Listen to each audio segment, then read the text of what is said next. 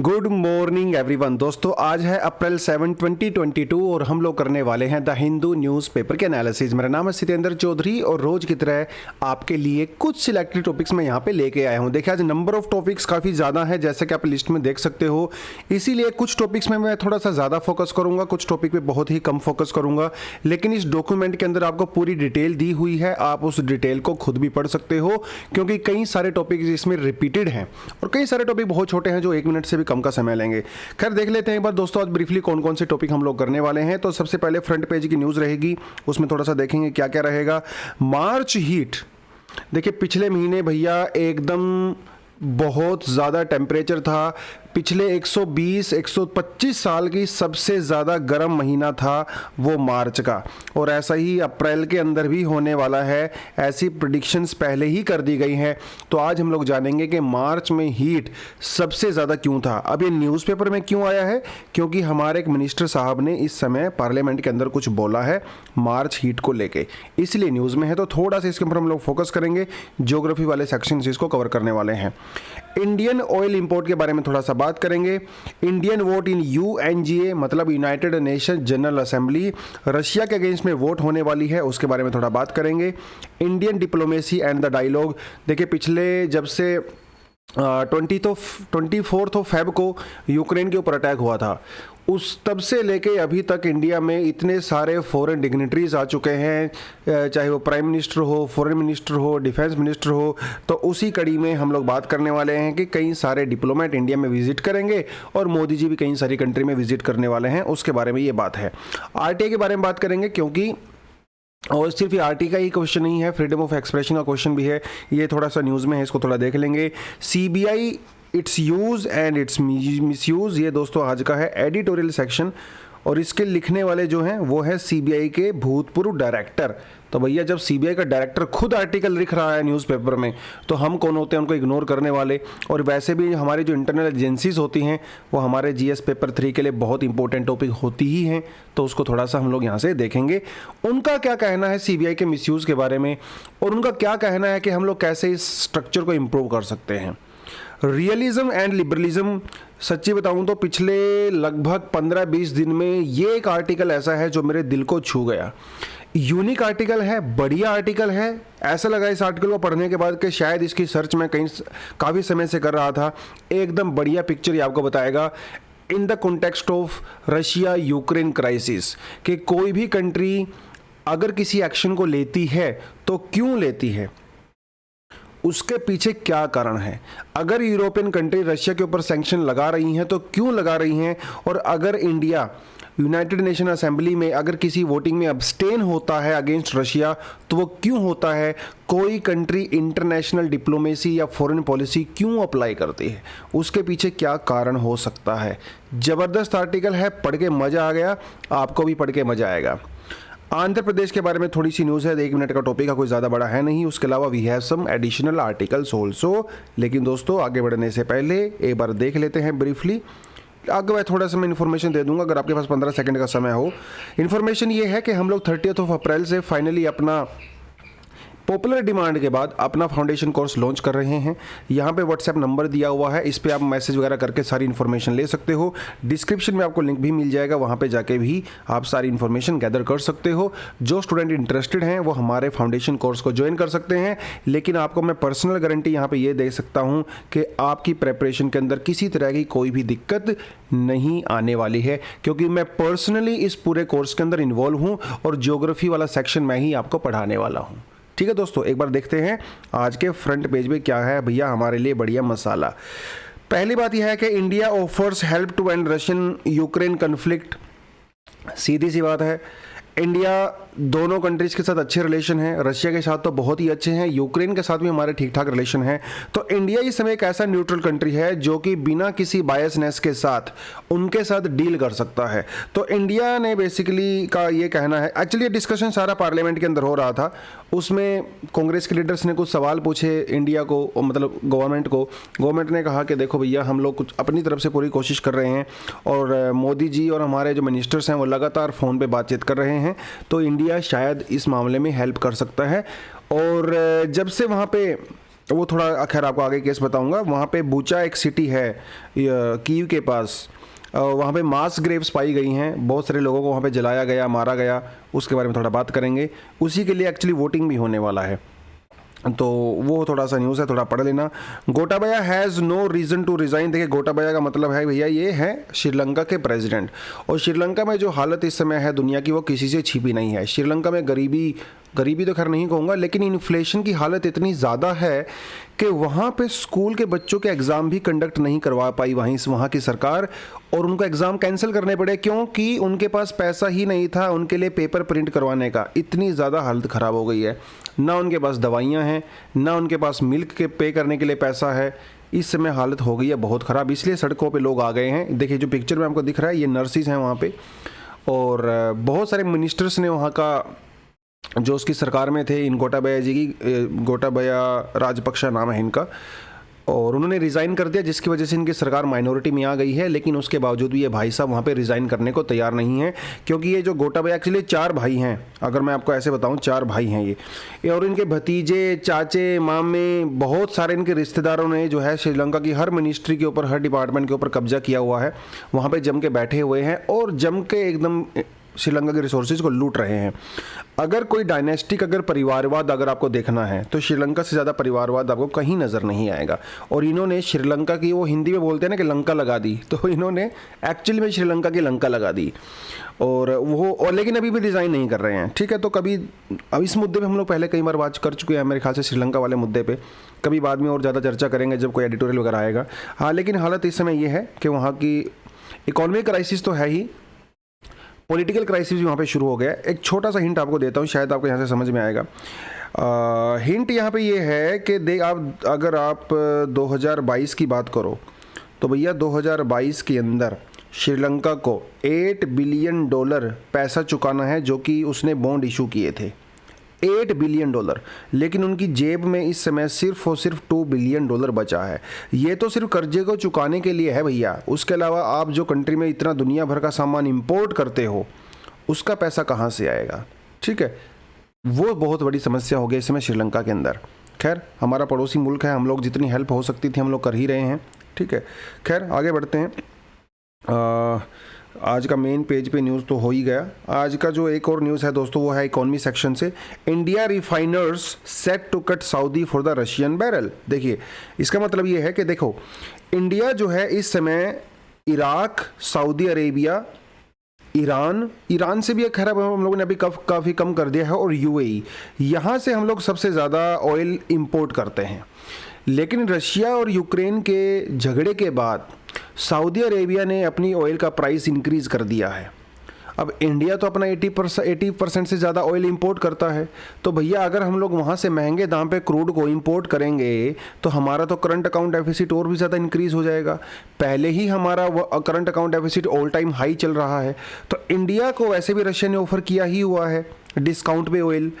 तो इंडिया जो है अभी अगले साल से, मतलब इस साल का तो कमिटमेंट पूरा करना पड़ेगा उनको भी, हमें भी, क्योंकि वो रिटर्न हो जाता है ऑलरेडी। लेकिन हम लोग धीरे धीरे अभी सऊदी ऑयल को इंपोर्ट करना कम कर देंगे और रशिया से थोड़ा सा हम लोग यहाँ पे इंक्रीज़ करने वाले हैं, ऐसे इंडिकेशन सरकार ने दिया है। और वैसे आपको पता है कि रशिया की कंपनीज़ के ऊपर इस समय सैंक्शंस लगे हुए हैं। वहाँ की बहुत सारे बैंक्स जो थे वो स्विफ्ट से बाहर आ गए हैं, स्विफ्ट से उनको बाहर निकाल दिया गया है बेसिकली। तो यहाँ पे थोड़ा सा पेमेंट वाला इशू भी है। तो इंडिया कंसिडर कर रहा है रशिया के साथ कि शायद हम लोग रूबल और रुपी में पेमेंट कर सकें, जिससे हम लोग सैंक्शंस को सरकमवेंट कर सकते हैं। और अगर इंडिया ने ऐसा किया तो वेस्टर्न कंट्री इंडिया के ऊपर भी सैंक्शंस लगाएंगी, क्योंकि उन्होंने इंडिया को साफ साफ कह दिया है कि अगर आप ऐसी कोई भी एक्टिविटी करते हो जो सैंक्शन के अगेंस्ट में होती है तो हम ये मान के चलेंगे कि आप रशियन वॉर को फंडिंग कर रहे हो। तो वो भी थोड़ी सी समस्या यहाँ पे है। लेकिन एक बात तो पक्की है, इंडिया सेल्फ इंटरेस्ट में, नेशनल इंटरेस्ट में अपनी जो इंपोर्ट है रशिया से वो धीरे धीरे इंक्रीज़ करने वाला है। देखिए दोस्तों, आजकल समाज में ना थोड़ी सी दिक्कतें हो रही हैं, कम्युनल प्रॉब्लम्स थोड़ी सी ज़्यादा हो रही हैं। कर्नाटका में हिजाब हम लोगों ने देखा और भी बहुत सारी चीज़ें। तो एक सेक्शन ऑफ सोसाइटी से ये आवाज़ें आ रही हैं और डिमांड कर रहे हैं कि नवरात्रि के टाइम पे आप चिकन की शॉप्स को बंद करिए। तो उसकी वजह से जो है थोड़ा सा मामला फिर से गर्मा गया है। तो उसके बारे में छोटा सा फैक्ट आपको मैं बताना चाहूँगा। इंडिया एक वेजिटेरियन कंट्री नहीं है, इंडिया एक मांसाहारी कंट्री है। इंडिया में 70 से 80% से ज़्यादा लोग वो नॉन वेजिटेरियन हैं, ठीक है। ये फैक्ट आपके सामने है, आप जैसा कि यहाँ पे क्लियरली देख सकते हो। देखिए जो ग्रीन वाले पे फोकस करो आप, ये जो ग्रीन वाला है इस पे आप फोकस करिए। इन्होंने खैर ज़्यादा डिटेल यहाँ पे दे दिया, ग्रीन और येलो पे थोड़ा फोकस कर सकते हो आप। देखिए फिश और चिकन, चिकन और मीट, फिश और एग्स। इंडिया में राजस्थान, गुजरात, हरियाणा, पंजाब, मध्य प्रदेश, ये सबसे ज़्यादा वेजिटेरियन स्टेट्स हैं। उसके अलावा अगर आप जाओगे सदर्न स्टेट्स, ईस्टर्न स्टेट्स और नॉर्थ ईस्टर्न स्टेट्स, यहाँ पे 90% से ज़्यादा लोग नॉन वेजिटेरियन हैं। अगर आप तमिलनाडु में, बंगाल में, नॉर्थ ईस्टर्न स्टेट में जाओगे तो 98-99% लोग वहाँ पे नॉन वेजिटेरियन हैं। तो इंडिया में आप नॉन वेजिटेरियन को बंद कर ही नहीं सकते क्योंकि इतनी बड़ी संख्या में लोग नॉन वेजिटेरियन हैं, राइट। सिर्फ गुजरात में, राजस्थान, हरियाणा, पंजाब और कुछ पार्ट मध्य प्रदेश में वहाँ पे लोग ज़्यादा शाकाहारी हैं, अदरवाइज तो मांसाहारी ही हैं इंडिया। तो अगर आप किसी पर्टिकुलर फेस्टिवल के दौरान अगर इन दुकानों को बंद करोगे तो प्रॉब्लम है। कल को जो जैन फेस्टिवल होंगे तो जैन फेस्टिवल में जैन बोलने लगेंगे भैया आप मीट की दुकान को बंद करिए। कल को जब ईद आएगी तो मुस्लिम्स बोलने लगेंगे जो पोर्क वाली शॉप्स हैं आप इनको बंद करिए। दिवाली आएगी, नवरात्रि आएगी तो हिंदू बोलने लगेंगे कि आप ये शॉप्स को बंद करिए। तो ये सही नहीं है। आपको जो फॉलो करना है आप फॉलो कीजिए। कोई और किसी चीज़ को अगर बेच रहा है, खा रहा है, पी रहा है, पहन रहा है, उनको वो करने दीजिए, है ना। जियो और जीने दो, इसी को तो बोला जाता है। लेकिन आजकल क्या हो रहा है ना कि ना तो हम लोग खुद जिएंगे और ना ही हम लोग आपको जीने देंगे। तो थोड़ा सा एक अलाइनमेंट की यहाँ पे दोबारा से हमें ज़रूरत है मेरे ख्याल से सोसाइटी में। खैर आगे बढ़ते हैं। ग्लोबल वार्मिंग बिहाइंड रिकॉर्ड मार्च हीट, ये मैं नहीं कह रहा हूँ, ये हमारे मिनिस्टर साहब कह रहे हैं। क्या नाम है उनका? मिनिस्टर साहब का नाम है जितेंद्र सिंह, ठीक है। इनका कहना है पार्लियामेंट में कि मार्च में जो हीट बढ़ी है भैया वो ग्लोबल वार्मिंग की वजह से बढ़ी है। क्योंकि इंसानों का क्या रहता है ना, हम लोग ब्लेम दूसरों के ऊपर डालना पसंद करते हैं। मैं सिर्फ जितेंद्र सिंह जी की बात नहीं कर रहा हूँ, मैं ऑल ओवर उसकी बात कर रहा हूँ। अगर आज के समय में क्लाइमेट में कुछ भी होता है, कहीं पे फ्लडिंग आती है, कहीं पे हीट वेव आता है, कहीं पे कुछ भी होता है, तो सीधा सा आंसर है ना, एक हम लोगों ने विलेन पकड़ रखा है। हम बोलते हैं कि हर चीज़ हाँ जी हम लोग इसमें कुछ नहीं कर सकते भैया क्योंकि ये तो क्लाइमेट चेंज ने किया है। फ्लड आ गया, लोग मर गए, हम कुछ नहीं कर सकते, क्लाइमेट चेंज ने किया है। ड्रोट आ गया, लोग भूख से मर रहे हैं, एग्रीकल्चर तबाह हो गई है, हम कुछ नहीं कर सकते, क्लाइमेट चेंज ने किया है। हर चीज़ का ठीकरा हम लोग क्लाइमेट चेंज के सर पे फोड़ देते हैं। ये इंसानों के एक बहुत बढ़िया एक्सक्यूज़ मिल गया है हर चीज़ के लिए। हालांकि मैं मार्च हीट के बारे में बात नहीं कर रहा हूँ, डेफिनेटली यहाँ पे क्लाइमेट चेंज का कुछ ना कुछ तो रोल होगा, लेकिन साइंटिस्ट लोगों का कहना है कि क्लाइमेट जो चेंज होता है ना वो ऐसे छोटी छोटी चीज़ों में एक्ट नहीं करता है। क्लाइमेट चेंज का मतलब होता है 50 ईयर, 60, 70, 80 ईयर, 100 ईयर का चेंज होता है। तो हर छोटी छोटी चीज़ें जो एक्टिविटी होती है ना भैया वो क्लाइमेट चेंज से नहीं होती हैं। अगर वहाँ पे क्लाइमेट चेंज का रोल होता भी है तो वो 2, 4, 5% होता है, इससे ज़्यादा नहीं होता है। खैर इनकी बातों पे हम लोग नहीं जाएंगे क्योंकि इनको ज़्यादा जानकारी नहीं है उसके बारे में।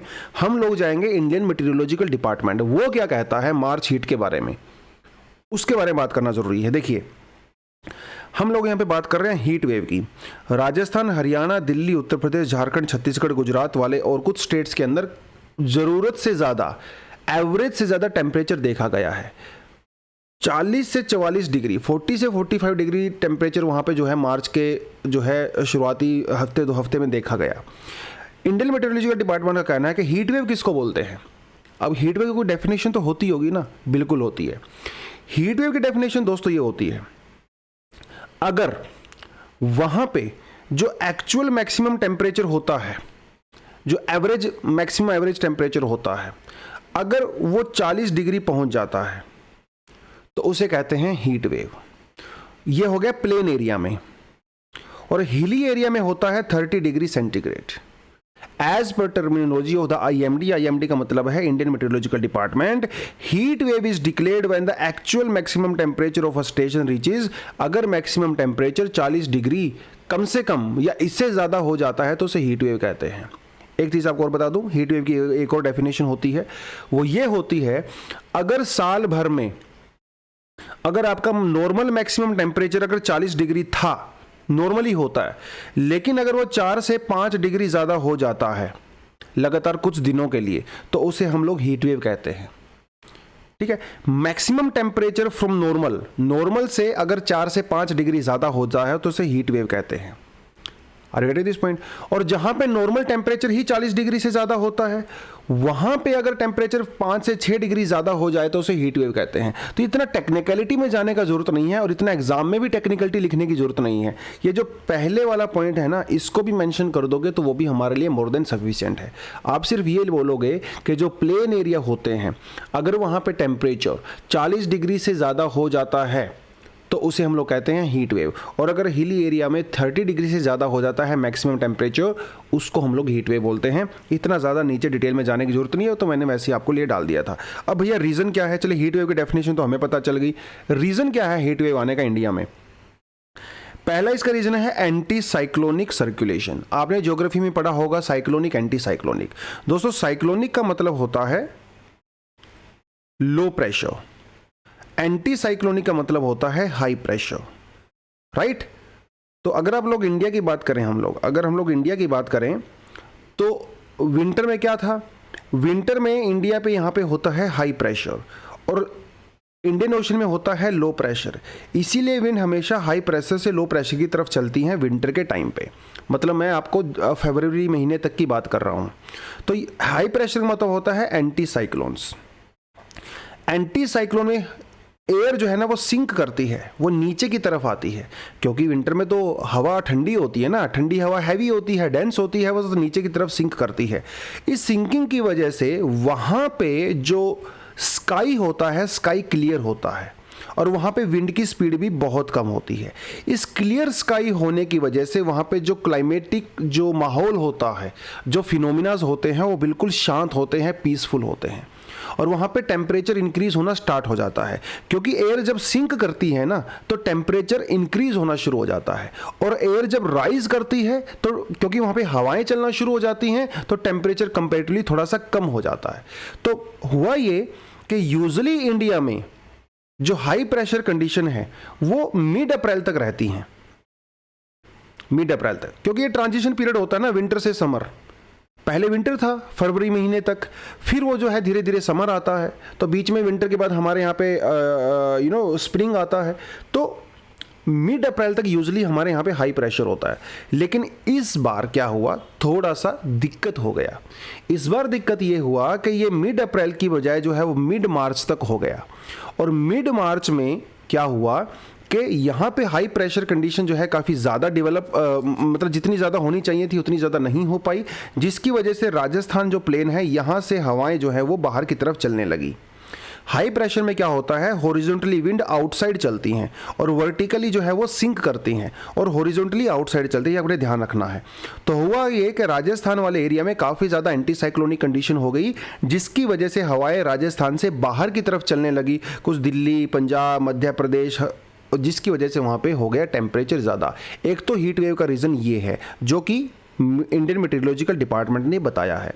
दूसरा रीज़न है यहाँ पे वेस्टर्न डिस्टर्बेंस। दोस्तों वेस्टर्न डिस्टर्बेंस का मतलब होता है कि जब, थोड़ा इसको मैं छोटा बना देता हूँ, वेस्टर्न डिस्टर्बेंस का मतलब ये होता है कि जब वेस्ट की तरफ से, वेस्ट का मतलब मैं यहाँ पे मेडिटेरेनियन ओशन की बात कर रहा हूँ, ठीक है, तो यहाँ से जब हवाएं चलती हैं, देखिए मैं डायग्राम थोड़ा जल्दी जल्दी में बना दिया, अदरवाइज तो डायग्राम आपको थोड़ा सा प्रॉपर बनाना पड़ता है अपने एग्जाम के पर्सपेक्टिव से, ठीक है। एग्जाम के पर्सपेक्टिव से आपको डायग्राम थोड़ा सा अच्छा खासा बनाना पड़ता है। ये तो मैंने वैसे जो जल्दी जल्दी में जो है हम लोग इसको बना सकते हैं जैसे भी। तो होता क्या है, जो हमारा मेडिटेरेनियन ओशन होता है, कैस्पियन सी होता है, ब्लैक सी होता है, यहाँ से हवाएं चलती हैं इंडिया की तरफ, क्योंकि वहाँ पे एंटी साइक्लोनिक कंडीशन क्रिएट होती हैं, वो जेट स्ट्रीम के थ्रू आती रहती हैं। तो ये क्या करती हैं, ये इंडिया में जो है बारिश करती हैं, जनवरी, फरवरी, मार्च में लगभग बारिश करती हैं। तो इस बार वेस्टर्न डिस्टर्बेंस भी नहीं आ पाई मार्च के महीने में, जिसकी वजह से यहाँ पे कंडीशन काफ़ी ज़्यादा ड्राई हो गई और टेम्परेचर भी काफ़ी ज़्यादा बढ़ गया। यूजुअली जम्मू कश्मीर वाले रीजन में जो रेनफॉल होता है वो 150 mm के आसपास होता है, लेकिन इस बार जो मार्च के महीने वहाँ पे रेनफॉल जो है वो 15 से 20 mm ही हो पाया। आप क्लियरली देख सकते हो कि because of the absence of western disturbance India में टेम्परेचर इंक्रीज हो गया। दूसरा रीजन आप यहाँ पे देख सकते हो, scanty pre monsoon rains in the central India. Maharashtra, Madhya Pradesh, Chhattisgarh वाले थोड़े रीजन में मार्च के महीने में क्या होता है, यूजुअली क्या होता है, प्री मानसून विंड चलती हैं, प्री मानसून रेनफॉल होता है थोड़ा बहुत, उसकी वजह से वहाँ पे थोड़ा सा जो कूलिंग इफेक्ट हो जाता है, लेकिन इस बार वो भी नहीं हो पाया, राइट। अगला रीजन जो यहाँ पे बताया है वो बताया है ला नीना। ला नीना में देखो, एल नीनो और ला नीना ज्योग्राफी के जो बहुत ही इंपॉर्टेंट कॉन्सेप्ट होते हैं, ये आपके पेरुवियन करंट से रिलेटेड होते हैं। पेरुवियन करंट यूजुअली काफ़ी कोल्ड करंट होता है, लेकिन जब ये कोल्ड करंट वार्म करंट बन जाता है तो उसे कहते हैं एल नीनो इम्पैक्ट। लेकिन जब पेरुवियन करंट रिलेटिवली अपने नॉर्मल टेम्परेचर से और ज़्यादा ठंडा हो जाता है, उसे कहते हैं ला नीना। तो कहने का मतलब यह है कि इस साल ला नीना इम्पैक्ट देखा गया है। ला नीना इम्पैक्ट हमारी मॉनसून के लिए पॉजिटिव साइन होता है, क्योंकि जब जब ला नीना आता है हमारा मॉनसून स्ट्रॉन्ग होता है। हमेशा ये बात ट्रू नहीं होती है, लेकिन 40 से 45% केस में ऐसा होता है कि ला नीना के समय में मॉनसून थोड़ा सा स्ट्रॉन्ग होता है। हाँ, तो इस बार मॉनसून स्ट्रॉन्ग हो सकता है, लेकिन वो एक अलग फिनोमेना है। ला नीना के टाइम पे एक और चीज़ देखी गई है दोस्तों, जब ला नीना होती है उस समय क्या होता है, जो विंटर से समर के बीच में जो ट्रांजिशन पीरियड होता है, ये जो मार्च अप्रैल वाला रीजन होता है, ये कंपैरेटिवली ज़्यादा हॉट हो जाता है। मार्च और अप्रैल इस समय काफ़ी हॉट हैं। इसका मतलब ये नहीं कि जून जुलाई अगस्त सितंबर भी इंडिया में गर्म होगा, ये इसका मतलब बिल्कुल भी नहीं है। मार्च और अप्रैल गर्म है, उसका रीज़न ला नीना भी हो सकता है। ये इंडियन मेट्रोलॉजिकल डिपार्टमेंट ने ये कुछ रीजंस यहाँ पे बताए हैं। तो ये 4 रीज़न हैं बेसिकली। मिनिस्टर साहब की बात पे मत जाना, हर चीज़ क्लाइमेट चेंज के ऊपर हम लोग नहीं ठोकेंगे चीज़ को। क्लाइमेट चेंज एक बहुत बड़ा फिनोमिना है, ठीक है। ये कुछ लोकल जो फिनोमिनाज हैं वो इम्पैक्ट कर रहे हैं मार्च और अप्रैल के टेम्परेचर को। एंटी साइक्लोनिक सर्कुलेशन, ये आपने देखना है। absence of the western disturbance, scanty pre-monsoon rainfall in the central India और ला नीना, ठीक है। ज्योग्राफी की जब हम लोग क्लासेस करेंगे इन सारे चीज़ों को बहुत डिटेल में करेंगे, क्योंकि न्यूज़पेपर में इतना समय होता नहीं है, लेकिन थोड़ा बहुत डिटेल मैंने आपको दे दिया था। और सिर्फ भैया इंडिया ही नहीं, इस समय अंटार्कटिका के अंदर भी हीट वेव चल रहा है। मार्च के महीने में यूजुअली क्या होता है, अंटार्कटिका में -50 -52 डिग्री के लगभग टेम्परेचर होता है, लेकिन इस बार वहाँ पर मार्च में भी सिर्फ और सिर्फ -12 डिग्री सेंटीग्रेड है। मतलब नॉर्मल टेम्परेचर से 40 डिग्री ज़्यादा टेम्परेचर है भैया वहाँ पर इस बार अंटार्कटिका में। तो हीट वेव की वजह से अंटार्कटिका में भी बड़ी बड़ी जो आइस शील्ड थी वो मेल्ट हो रही हैं। एक आइस शील्ड का नाम है वहाँ पे, जिसका नाम है कोंगरो, ठीक है। ये वहाँ पे मेल्ट हो गई और मेल्ट होकर पूरी तरह से समंदर में चली गई। तो अंटार्कटिका के अंदर क्या होता है, देखिए प्रेशर बेल्ट हम लोग ऑलरेडी एग्जाम के लिए पढ़ चुके हैं अपना, है ना। आपने ज्योग्राफी में पढ़ा होगा, जीसी लियोंग में पढ़ा होगा, एनसीईआरटी में पढ़ा होगा। तो ये जो वेस्टर्ली इवेंट्स होती हैं ना, ये इस बार थोड़ा सा साउथ में शिफ्ट हो गई। और इन वेस्टर्ली डिस्टर्बेंस ये जो विंड्स होती हैं कंपेरेटिवली गर्म होती हैं, क्योंकि अपर लैटिट्यूड से आ रही होती हैं। तो ये जो है इस बार अंटार्कटिका के अंदर घुस गई, जिसकी वजह से अंटार्कटिका में हीट वेव चलना शुरू हो गया। तो हीट वेव की समस्या इस बार पूरी दुनिया में है, सिर्फ इंडिया में ही समस्याएं नहीं हैं। कुछ रीज़न हम लोगों ने ऑलरेडी यहाँ पे देख लिया है, ठीक है दोस्तों। आगे बढ़ते हैं, थोड़ा ज़्यादा मैंने समय ले लिया, यहाँ पे इतना समय नहीं लेना चाहिए था, लेकिन ठीक है कोई बात नहीं। UNGA to vote on the Russia HRC suspension. United Nation Security जो जनरल असेंबली है वहाँ पे एक वोट होने वाली है। उस वोट में वो लोग क्या वोट करेंगे, उनका कहना है कि हम लोग रशिया को ह्यूमन राइट, जो United nation human right council है HRC, उससे उसको बाहर निकालेंगे। क्यों निकालेंगे, क्योंकि यूक्रेन वॉर के दौरान रशिया ने बहुत ही बड़े पैमाने पे ह्यूमन राइट का वायलेशन किया है। क्योंकि वहाँ पे एक सिटी है जिसका नाम है बुचा सिटी के अंदर कई सौ लोगों की लाशें वो सड़कों के ऊपर पाई गई। वहाँ पे दोस्तों मास ग्रेव भी पाई गई हैं। मास ग्रेव का मतलब होता है जब बड़े पैमाने पे लोगों को वहाँ पे दफनाया गया, ऐसे ही फेंक दिया गया, दफनाया गया। सैटेलाइट इमेज से भी वहाँ पे पता लग रहा है कि उस सिटी के अंदर सड़कों के ऊपर लाशें पड़ी हुई थी और रशियन सोल्जर्स वहाँ पे आराम से घूम रहे थे। अब रशियन क्योंकि वहाँ से चले गए हैं तो उन लाशों का पूरी दुनिया को पता चला है। एकदम वॉर क्राइम है ये। इनोसेंट सिविलियंस को इस तरह से मारना, उसमें बच्चे भी शामिल हैं, औरतें बूढ़े सब उसमें शामिल हैं। तो इसीलिए यूनाइटेड नेशन जनरल असेंबली में ये जो ह्यूमन राइट कमीशन है उससे रशिया की मेंबरशिप को छीनने की बात की जा रही है, जिसके अंदर वोटिंग होगा। अब यहाँ पे इंडिया का क्या स्टैंड रहने वाला है वो काफ़ी इंटरेस्टिंग चीज़ होने वाली है, क्योंकि इंडिया ने कहा है कि भैया पहले आप प्रॉपर इन्वेस्टिगेशन तो कीजिए, किसने ये किया है ना। आप सिर्फ कंक्लूजन निकाल रहे हो। तो इंडिया का कहना है कि मुझे वोटिंग करने में कोई दिक्कत नहीं, लेकिन पहले इन्वेस्टिगेशन करो। इन्वेस्टिगेशन करके जब रिजल्ट आएगा, पक्का पता चलेगा, तब हम लोग इसको करेंगे, अदरवाइज हम लोग वोटिंग नहीं करेंगे। लेट्स सी क्या रहता है, इंडिया क्या वोटिंग करता है। क्या इससे पहले भी किसी कंट्री को सस्पेंड किया जा चुका है? बिल्कुल किया जा चुका है। इससे पहले लीबिया को 2011 में सस्पेंड किया जा चुका है। ये बस थोड़ा एग्जाम के पर्सपेक्टिव से अपने याद रखना है। बाकी और इस आर्टिकल में कुछ खास है नहीं। आगे बढ़ते हैं। थोड़ा अगर आपको देखना है यूनाइटेड नेशन जनरल असेंबली के बारे में आप पढ़ सकते हो। यूनाइटेड नेशन सिक्योरिटी काउंसिल के स्ट्रक्चर के बारे में भी आपको पढ़ना है, तो थोड़ा डेटा मैंने आपको पहले से दिया हुआ है, इसको थोड़ा सा आप रिफ्रेश कर सकते हो। आगे बढ़ते हैं। Stand on Ukraine government planning to diplomatic outreach. बहुत सारे जो फॉरेन डिग्निटरीज हैं वो इंडिया में विजिट करते हैं। इंडिया से भी बहुत सारे लोग बाहर विजिट करते हैं, क्योंकि इस समय डिप्लोमेसी, दुनिया भर में डिप्लोमेसी इस समय टॉप लेवल पे चल रही है because of the Russia Ukraine. Western country India के ऊपर प्रेशर बनाने की कोशिश कर रही हैं, क्योंकि इंडिया का जो रिलेशन है रशिया के साथ वो काफ़ी अच्छे हैं। तो उनका कहना है कि इंडिया एकमात्र ऐसा कंट्री है या फिर चाइना जो रशिया के ऊपर दबाव बना सकता है, तो इसीलिए वो लोग इंडिया में विजिट कर रहे हैं। इवन ब्रिटिश जो प्राइम मिनिस्टर हैं मिस्टर बोरिस जॉनसन, वो भी इंडिया में अभी ही जल्दी ही विजिट करने वाले हैं। उसके अलावा हमारे जो एक्सटर्नल अफेयर मिनिस्टर हैं जयशंकर जी, और हमारे जो डिफेंस मिनिस्टर हैं राजनाथ सिंह जी, ये भी विजिट करने वाले हैं, क्योंकि हम लोग यूएसए के साथ होने वाला है 2+2 डायलॉग। 2+2 डायलॉग का मतलब ये होता है दोस्तों कि जब दोनों कंट्री से 2 मिनिस्टर, वो एक्सटर्नल अफेयर मिनिस्टर भी हो सकते हैं, डिफेंस मिनिस्टर भी हो सकते हैं, वो फाइनेंस मिनिस्टर भी हो सकते हैं, वो आपस में बात करते हैं, तो ये जो बातचीत होती है वो बेसिकली मिनिस्ट्रियल लेवल पे होती है, सेक्रेटेरिएट लेवल पे नहीं होती है। ये ध्यान रखना है आपने, मिनिस्ट्री लेवल पे होती है। तो और हम जो है 2+2 डायलॉग टोक्यो के साथ भी करने वाले हैं। तो राजनाथ सिंह जी जाएंगे जापान और जयशंकर जी जाएंगे यूएसए, क्योंकि इनको 2+2 मीटिंग करना है। बस यही है थोड़ा सा आपके लिए न्यूज़, और बाकी इसमें कुछ खास है नहीं। मोदी जी भी विजिट करने वाले हैं। मोदी जी जो है नॉर्डिक समिट के अंदर विजिट करेंगे मई के पहले वीक में। नॉर्डिक समिट क्या होता है दोस्तों? नॉर्डिक के अंदर जो है 4 कंट्री आती हैं, डेनमार्क, फिनलैंड, आइसलैंड, नॉर्वे, 5 आती है, स्वीडन भी आता है। तो ये लोग क्या करते हैं, एक सबमिट करते हैं, उसमें बहुत सारी चीज़ों के बारे में डिस्कस करते हैं। क्लाइमेट चेंज बेसिकली बहुत बड़ा मुद्दा यहाँ पे रहता है। तो मोदी जी जो है वो जाएंगे और मीटिंग को अटेंड करेंगे, नॉर्डिक समिट को। बस इसके बारे में और तो कुछ खास था नहीं, यही है।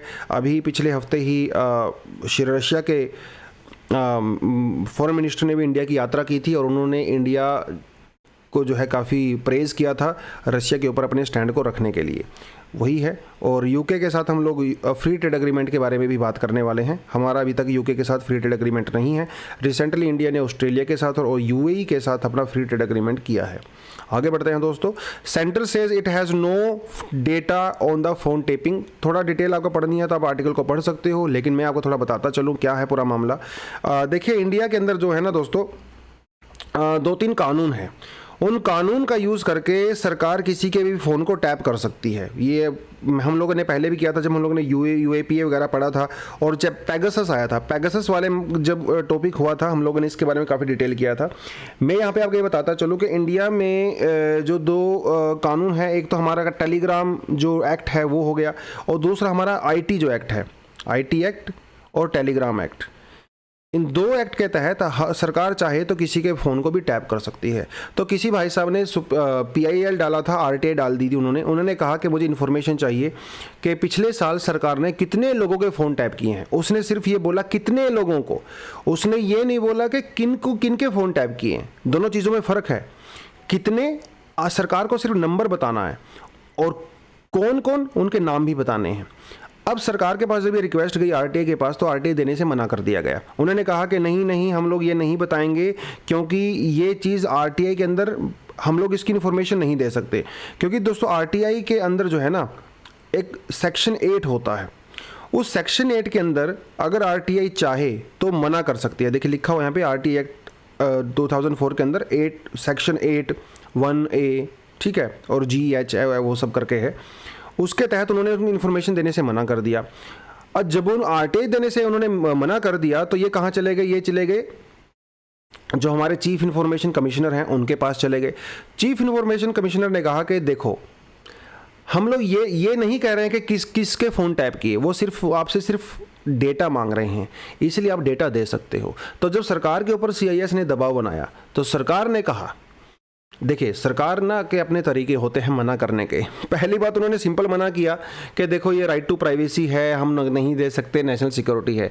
जब सीआईएस के दबाव बनाने के बाद सरकार को इन्फॉर्मेशन, अब मजबूरी हो गई ना सरकार को इन्फॉर्मेशन देना, तो सरकार ने कहा देखो भाई साहब, मैं किसी का भी डेटा अपने पास रखता ही नहीं हूं, क्योंकि ये डेटा काफ़ी सेंसिटिव होता है, इसलिए मैं उसको हर 6 महीने में डिस्ट्रॉय कर देता हूँ। तो सरकार का बेसिकली ये कहना है कि सरकार जिसके भी फ़ोन टैप करती है उनकी इन्फॉर्मेशन सरकार के पास नहीं है, सरकार 6 महीना में उनके डेटा को डिस्ट्रॉय कर देती है। इसीलिए आरटीआई के थ्रू इस इन्फॉर्मेशन को देंगे।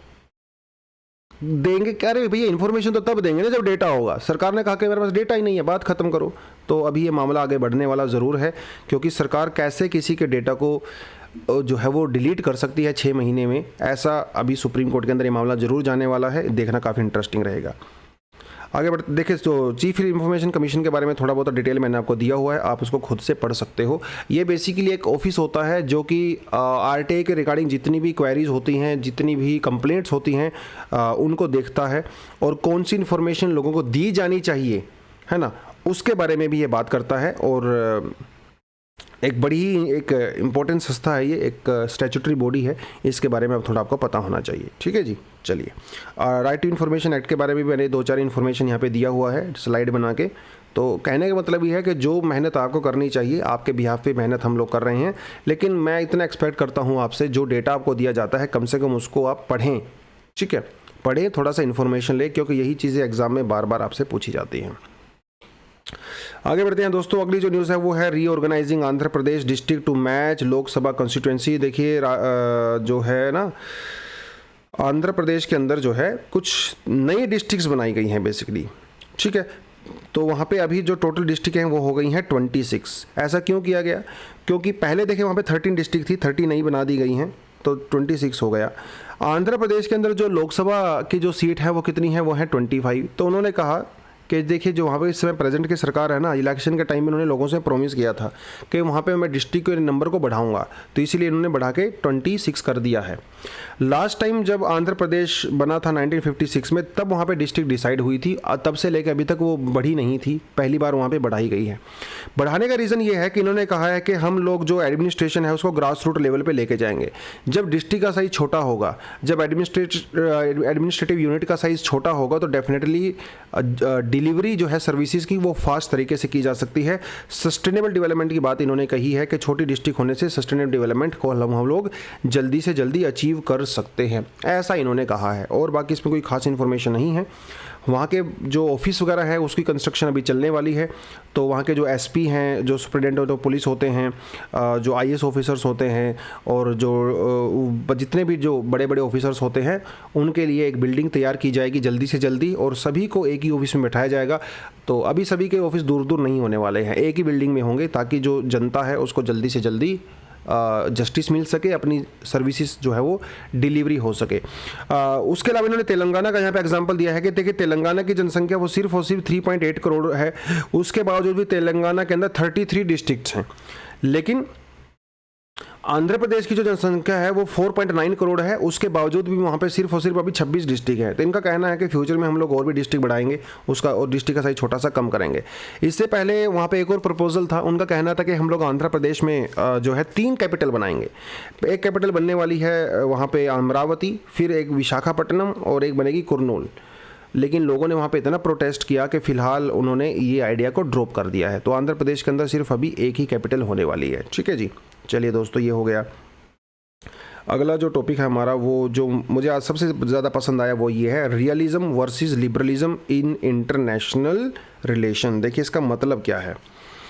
रियलिज्म का दोस्तों मतलब होता है जब आप प्रैक्टिकली सोचते हो, जब आप किसी भी चीज़ को लेकर प्रैक्टिकल अप्रोच अपनाते हो, दुनिया में जो हो रहा है, जो आपके आसपास चीज़ें घटित हो रही हैं, आप उनका इवैल्यूएशन करते हो, तब कोई डिसीजन लेते हो, उसे कहा जाता है रियलिज्म। लिबरलिज्म का मतलब ये होता है कि जब आपकी जो वैल्यूज़ होती हैं, दुनिया में कुछ भी होता रहे, आप अपनी वैल्यूज़ के ऊपर टिके रहते हो। ठीक है, उसे कहते हैं लिबरलिज्म। अब लिबरलिज्म की कई सारी वैल्यूज़ होती हैं। लिबरलिज्म का मतलब ये समझ लीजिए जैसे ह्यूमन राइट का प्रोटेक्शन करना है, डेमोक्रेसी हो गया, इंडिविजुअलिज्म हो गया, कैपिटलिज्म हो गया, ये सब लिबरल वैल्यूज़ हैं। ठीक है, और ये इन्हीं के ऊपर फोकस करते हैं। तो क्योंकि रशिया और यूक्रेन के बीच में लड़ाई चल रही है, तो रियलिज्म और लिबरलिज्म के बीच में दोबारा से डिबेट शुरू हो गया है। इंडिया जो अप्रोच अपना रहा है रशिया के साथ इस समय यूनाइटेड नेशन सिक्योरिटी काउंसिल में या जहां भी, वो एक रियलिटी है, वो एक इंडिया का रियलिज्म है। हालांकि इंडिया को भी पता है कि रशिया ने ये गलत किया है, रशिया वहाँ पे ह्यूमन राइट वायलेशन भी कर रहा है, वो एक अलग रियलिटी है। लेकिन इंडिया को ये भी पता है कि इंडिया डिफेंस के लिए रशिया के ऊपर डिपेंड करता है। तो इंडिया यहाँ पे एक रियल अप्रोच, प्रैक्टिकल अप्रोच ले रहा है। हालांकि हम लोग ह्यूमन राइट वायलेशन को बिल्कुल भी सपोर्ट नहीं करते हैं, हम लोग डेमोक्रेटिक वैल्यूज़ में बिलीव करते हैं, लेकिन उसके बावजूद भी हम लोग रशिया के जो है अगेंस्ट में बात नहीं कर रहे हैं, क्योंकि एक रियलिज्म है। ठीक है, 2-3 चीज़ें यहाँ पे हैं। तो जो लिबरल, जो जैसे यूरोप है, western Europe, America, Canada, New Zealand, Australia, इनको लिबरल कंट्रीज़ कहा जाता है, क्योंकि ये उन्हीं वैल्यूज़ में बिलीव करते हैं। Democracy, individual rights, property rights, capitalism, free market, globalisation, उसमें बिलीव करते हैं। तो उन कंट्री का कहना है कि जो इस समय यूक्रेन के ऊपर अटैक हुआ है, वो रशिया जो कि एक अथॉरिटेरियन पावर है, उसने डेमोक्रेटिक यूक्रेन के ऊपर अटैक किया है, ऐसा मानना है लिबरल कंट्रीज का। जो रियलिस्ट कंट्री हैं उनका मानना है कि ये जो रशिया ने यूक्रेन के ऊपर अटैक किया है वो इसीलिए किया है कि क्योंकि कोल्ड वॉर के बाद यूरोप और नाटो वो रशिया के ऊपर दबाव डाल रही थी। नाटो जो है धीरे धीरे अपने आप को एक्सपेंड कर रहा था, जिसकी वजह से रशिया ने यूक्रेन के ऊपर अटैक किया है। देखिए, रियलिटी एक ही है, रियलिटी मतलब फिनोमिना एक है, रशिया ने यूक्रेन के ऊपर अटैक किया, लेकिन रियलिस्ट और लिबरल दोनों अपने अपने हिसाब से उसको जस्टिफाई कर रहे हैं। लिबरल्स का कहना है कि एक अथॉरिटेरियन रशिया ने डेमोक्रेटिक यूक्रेन के ऊपर अटैक किया, वही रियलिस्ट लोगों का कहना है कि नाटो का जो एक्सपेंशन हो रहा था उसकी वजह से अटैक किया गया। दोनों अलग अलग कारण वहाँ पे दे रहे हैं। देखिए, तो दोनों के बिहेवियर को समझना बहुत ज़रूरी है कि लिबरल जो कंट्री हैं वहाँ पे उन्होंने जो सैंक्शंस लगाए हैं वो क्यों लगाए हैं, और जो रियलिस्टिक कंट्री हैं उनके बारे में बताया गया है। तो लिबरलिज्म के बारे में ये बताया, लिबरलिज्म क्या मानता है। लिबरलिज्म की कुछ थ्योरीज होती हैं, कुछ थ्योरी होती हैं, वो आपको मैं बताता हूँ। उनका कहना है, लिबरलिज्म का कहना होता है कि जो स्टेट होता है, जो देश होते हैं, या तो वो गुड होते हैं या वो बैड होते हैं, मतलब गुड भी होते हैं और बैड भी होते हैं। जो अच्छे स्टेट होते हैं, जो अच्छी कंट्री होती हैं, वो शांति बनाने के लिए जो है प्रयास करती हैं, लेकिन जो बुरी कंट्री होती हैं वो हमेशा अपने आप को एक्सपेंड करने की कोशिश करती हैं, वो छोटी छोटी कंट्री को दबाने की कोशिश करती हैं, जो इस समय रशिया में देखा गया। रशिया ने जॉर्जिया के ऊपर अटैक किया, रशिया ने क्रीमिया के ऊपर अटैक किया, रशिया ने यूक्रेन के ऊपर अटैक किया, चाइना भी वही करता रहता है। तो ये कहना है लिबरल्स का। लिबरल की जो थ्योरी है आप उसको 3 चीज़ों में डिवाइड कर सकते हो। पहला है यहाँ पे इकोनॉमिक इंटरडिपेंडेंस, दूसरा है डेमोक्रेटिक पीस, तीसरा है international institutions. Economic liberalisation interdependence का मतलब ये है दोस्तों ग्लोबलाइजेशन। ग्लोबलाइजेशन जब ज़्यादा से ज़्यादा कंट्री एक दूसरे के साथ इकोनॉमिकली इंटीग्रेट हो जाएंगी तो इसका मतलब युद्ध की संभावना खत्म हो जाती है। अब आप ये समझ लीजिए, मान लो मैं और आप एक दूसरे के बिजनेस पार्टनर हैं, तो आप मुझे कभी भी डैमेज पहुंचाने की कोशिश नहीं करोगे, क्योंकि आपको पता है कि इससे आपको भी डैमेज होगा। तो इकोनॉमिक इंटरडिपेंडेंस, जिसे हम लोग WTO की बात करते हैं, हम लोग ग्लोबलाइजेशन की बात करते हैं, हम लोग ग्लोबल सप्लाई चेन की बात करते हैं, वो एक लिबरल कंट्रीज का आइडिया है। IMF की बात करते हैं, वो लिबरल कंट्रीज का आइडिया है। डेमोक्रेटिक पीस, इनका कहना है कि कंट्रीज को डेमोक्रेटिक होनी चाहिए। लिबरल कंट्री का कहना है कि एक डेमोक्रेसी कभी दूसरी डेमोक्रेसी के ऊपर अटैक नहीं करती, इसीलिए सारी दुनिया को डेमोक्रेटिक होना चाहिए। अगर दुनिया में पीस स्थापित करनी है, अगर ऑर्डर स्थापित करना है, तो ज़्यादा से ज़्यादा कंट्री को डेमोक्रेसी में कन्वर्ट करो, ये उनका कहना है। तीसरा कहना है कि स्टेबल इंटरनेशनल ऑर्डर। देखिए, गांव में भी पंचायत होती है ना, तो गांव में कुछ झगड़े हो जाते हैं तो पंचायत में जाके झगड़े सुलझा लेते हो। फैमिली के अंदर भी झगड़े होते रहते हैं, उसमें भी हम लोग फैमिली में बातचीत करते हैं। तो इनका कहना है कि इंटरनेशनल इंस्टीट्यूशंस होने चाहिए। अगर झगड़ा दुनिया भर में होता है तो वहाँ पे आप बैठ के बात करके रेजोल्यूशन निकाल सकते हो। जैसे फर्स्ट वर्ल्ड वॉर के बाद भी हम लोगों ने लीग ऑफ नेशन बनाया था, सेकेंड वर्ल्ड वॉर के बाद हम लोगों ने यूनाइटेड नेशन बनाया है ना। ये लिबरल आइडियाज़ हैं, लिबरल कंट्री ने इनको बनाया है। लेकिन रियलिस्ट कंट्री का क्या कहना है? रियलिज्म का कहना है कि देखो भैया, ये जो लिबरल आइडियाज़ होते हैं ना, इंडिविजुअल फ्रीडम, डेमोक्रेसी, कॉन्स्टिट्यूशन, ये सब हवाई बातें हैं। एक्चुअली में ऐसा नहीं होता है। ये जो बड़ी बड़ी बढ़िया बढ़िया ये चिकनी चुपड़ी बातें हैं ना, ये सिर्फ बोलने में अच्छी लगती हैं, लेकिन रियल में ऐसा नहीं होता। रियल में समाज जो है ना, जो सोसाइटी है, जो कंट्री है, जो वर्ल्ड है, वो कैओटिक है। वहाँ पे कियोस है, वहाँ पे झगड़े हैं, वहाँ पे कुछ गरीब हैं, कुछ अमीर हैं, कुछ पावरफुल हैं, कुछ वीक हैं। तो आप उस रियलिटी को क्यों नहीं समझ रहे हो? आप हर किसी के ऊपर अपने आइडिया क्यों थोप रहे हो? ऐसा रियलिस्ट लोगों का कहना है। रियलिस्ट लोगों का कहना है कि हाँ, जो पीसफुल ऑर्डर है वो होना चाहिए, लेकिन ऐसा एक्चुअली में होता नहीं। क्योंकि उनका कहना है कि दुनिया जो है ना एक जंगल है, और उस जंगल में आप एक्सपेक्ट नहीं कर सकते कि एक जो बड़ा जानवर है, जो स्ट्रॉन्ग जानवर है, वो कमजोर जानवर के साथ जो है वो प्यार से पेश आएगा। पेश आना चाहिए, वो एक अलग बात है, पीस होनी चाहिए, लेकिन वो रियलिटी से दूर है। वर्ल्ड जो है वो एक अनार्किक प्लेस है। हर कोई दुनिया में अच्छा इंसान नहीं है, बुरे इंसान भी हैं, ठीक है। और कोई सुप्रीम अथॉरिटी जो है वो ऑर्डर एस्टेब्लिश नहीं कर सकती। ये उनका कहना है कि ज़माने की रियलिटी को समझो ना भैया, आप किताबी बातों में मत पड़िए। रियलिटी कुछ और है, दुनिया अनार्किक है, जंगल राज है, कुछ कमज़ोर हैं, कुछ स्ट्रोंग हैं, कुछ वीक हैं, कुछ गरीब हैं, कुछ अमीर हैं। उस रियलिटी को समझने के बाद अपनी फॉरेन पॉलिसी को डिसाइड करिए। तो जैसे 3 थ्योरी वहाँ पे होती हैं, 3 थ्योरी यहाँ पे भी होती हैं। पहली थ्योरी होती है ह्यूमन नेचर रियलिज्म। इनका कहना है कि इंसान अपनी फितरत से ही खराब होता है। कि फितरत से खराब होने का मतलब ये है कि इंसान जो है वो पावर का भूखा होता है, और क्योंकि जो कंट्री होती हैं ये भी इंसान ही चलाते हैं, उनके लीडर चलाते हैं, इसलिए कंट्री भी पावर की भूखी होती है। ये दुनिया की सच्चाई है। अगर आप दुनिया का इतिहास उठा के देखो तो आपको यही सच्चाई नज़र आएगी। दूसरी बात, डिफेंसिव रियलिज्म। इन्होंने कहा क्योंकि कोई भी कंट्री कितनी भी कोशिश कर ले, वो दूसरे कंट्री को अपने ऊपर अटैक करने से तो नहीं रोक सकती, तो इसीलिए अपने आप को डिफेंस के लिए तैयार रखना बहुत ज़रूरी है। अरे भैया, चाहे आप दूसरे के ऊपर अटैक मत करो, जैसे इंडिया की अगर आप यहाँ पे बात करें, लेकिन इंडिया को ये पता है कि तुम्हारे ऊपर लगातार खतरा बना हुआ है, तो खुद को तैयार तो करेंगे ना। वो यहाँ पे चीज़ें होगी। ऑफेंसिव रियलिज्म, तो कुछ कंट्री जो है दूसरे के ऊपर अटैक भी करती हैं, तो उसके लिए भी हमें तैयार रहना चाहिए। तो ये 3 चीज़ें होती हैं यहाँ पे। इसे कहा जाता है रियलिज्म। रियलिज्म मतलब प्रैक्टिकल चीज़ों को समझो। लिबरलिज्म मतलब आपके जो आइडियाज़ हैं आप उनके ऊपर टिके रहो।